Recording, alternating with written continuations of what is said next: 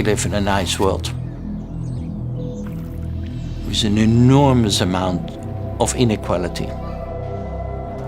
Less than 1% of the world having as much as 99% of the world. The billion richest people in the world, and many of us belong to that group, claiming that they can consume, because they do, 45% of global resources and produce 45% of global waste, leaving almost the other 50% to the other 6, later on 8 billion people. Is that fair? I've traveled with many of the people from the UN in Somalia, Ethiopia, Bangladesh. At a certain moment in a village where people are dying of the shortage of food, a mother handed over her youngest child to me, and before you knew, I was standing there with the child in my arms. The 2 words that the lady spoke are 2 words which are with me for the rest of my life. She said, "You know." And I was standing there and said, "I don't know anything. I mean, what do I know? You know. When you come back, in 2 years from now, I don't have 6 children anymore. You've been here in this village. You know. I know. Even stronger, the world knows."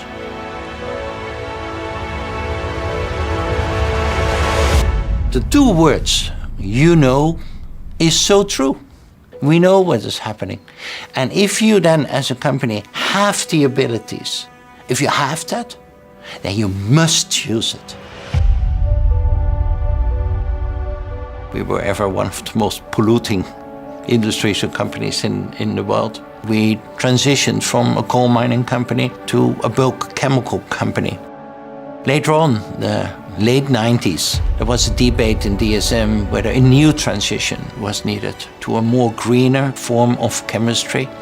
DSM acquired the biggest biotech company in the Netherlands. That's the way I came involuntarily into DSM. Being in DSM, we started the discussion with my predecessor, myself, and some of my colleagues. Will we be successful as a bulk chemical company? And my belief, maybe I was not totally objective being a biologist, my belief and my colleagues was, we will not be successful on the long run as a chemical company, a bulk chemical company. 2008, I was just CEO, and some people, especially the financial world, asked, "What are you going to do?" And I said, "Contributing to a better society and make the company very successful." And people said, "Well, I hear 2 messages. Successful company, that's very good, by the way. And improving the world, that's not your task. You're not a charity foundation," which is correct.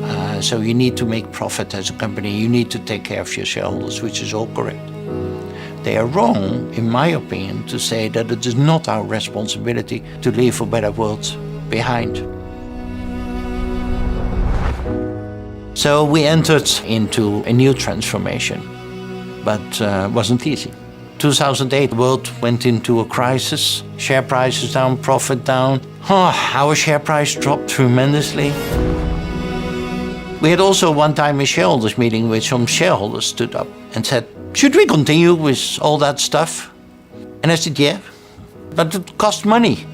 I said, "Yeah, but it's our responsibility." Even stronger, I think it's your responsibility also as a shareholder that our company does that. Our company owned by you, or you are invested in our company. And at a certain moment, there was a lady standing up and said, "But I think it's good what he's doing. I think this is exactly our responsibility. This is the company I want to invest in." We as a company look to ourselves. Apparently we are good now in nutrition, we are good in understanding malnutrition, we are good in addressing climate change with new energies, etc. So especially in the field of climate, in the field of hunger and food, in the field of circular economy, in those domains, we can have a lot of impact. I think in 10 years from now, people will find out that those 2 things, doing well, doing good, must go hand in hand together. Otherwise, people don't work for your company anymore, people don't buy your products anymore, you lose your license to operate. Sometimes I predict already, looking back, sitting there with my wife and my 2 boys, And I don't want to regret. And if my two boys then will ask, oh, you were CEO of a big company and what did you do with your life?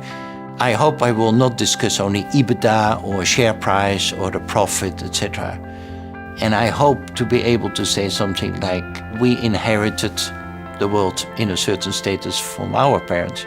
We lived well, we enjoyed it, but we also tried to deal responsibly with the world and improving it a little bit and handing it over to you that you can continue that journey and live happily here together with your children.